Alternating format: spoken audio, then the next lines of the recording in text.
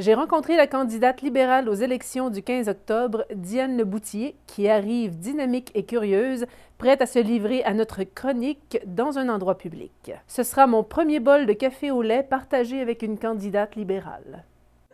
Madame Leboutillier, je vais commencer avec une première question, comme on y va avec les autres. On veut savoir de quel milieu vous venez. C'était quoi votre enfance, votre famille proche, là?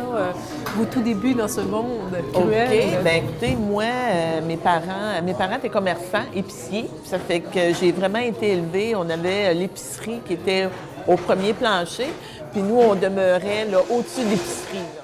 Puis on a été élevés très tôt là, à travailler aussi là, dans le commerce. J'ai un fils de 31 ans, un de 25 puis un de 21.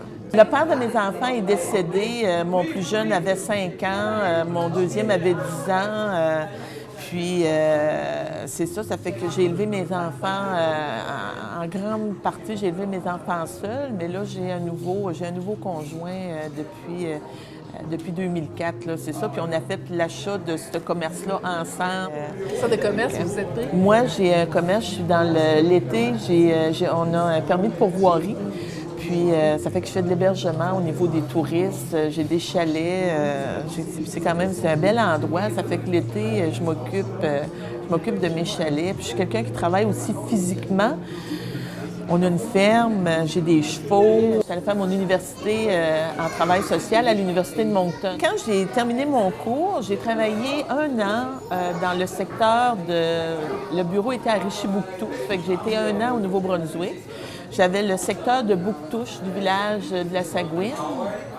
J'ai quitté après 1 an.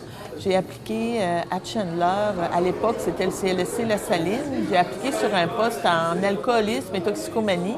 C'était les belles années du communautaire au niveau de la santé au Québec.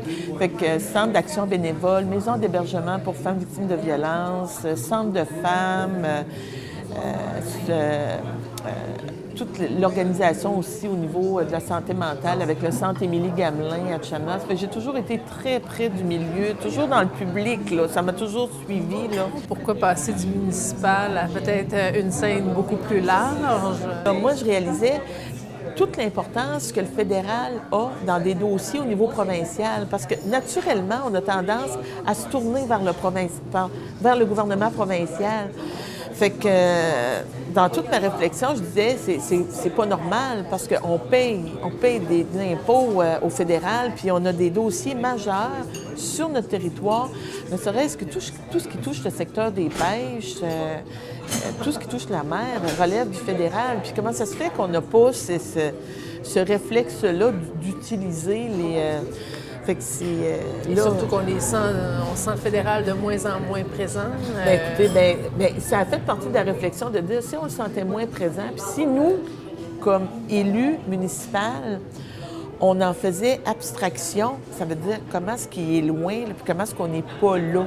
Puis cette réflexion-là s'est faite aussi là, dans tout le dossier de l'assurance-emploi aussi, quand ça a commencé, toute la mobilisation. Fait que là, j'entends une espèce d'appel de votre côté, bien, tant qu'à payer pour le fédéral, aussi bien le représenter et aller chercher ce qu'on a allé chercher là-dedans. Aussi bien d'être là, puis il faut envoyer les bonnes personnes qui sont en mesure de bien représenter la région, puis qui connaissent les dossiers, puis qui connaissent les enjeux. Puis vraiment, là, parce qu'il faut être représenté, parce qu'on est en train, la Gaspésie, au niveau fédéral, tu sais, on n'est plus là, puis on est en train de tout perdre.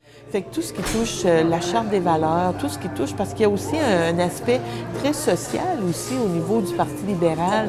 Tu sais, quand on parle des régimes de pension au niveau des personnes âgées, bien, ça a été instauré au fédéral. Quand on parle aussi au niveau de l'assurance chômage, bien, tu sais, ça a été instauré par ces vieux partis-là. Quand je prends un dossier à cœur, je vais le défendre. Je prends juste l'exemple du dossier de la cimenterie à Port-Daniel. C'est sûr que ça n'a pas fait l'unanimité sur l'ensemble de la région. Mais je peux vous dire, connaissant ce qui se passe actuellement en région, j'aurais déchiré ma chemise à la place publique là, pour dire, écoutez, on doit ramener des jeunes, on doit ramener de la qualité chez nous, on doit développer des entreprises, puis on doit avoir de l'expertise qui s'en vient chez nous.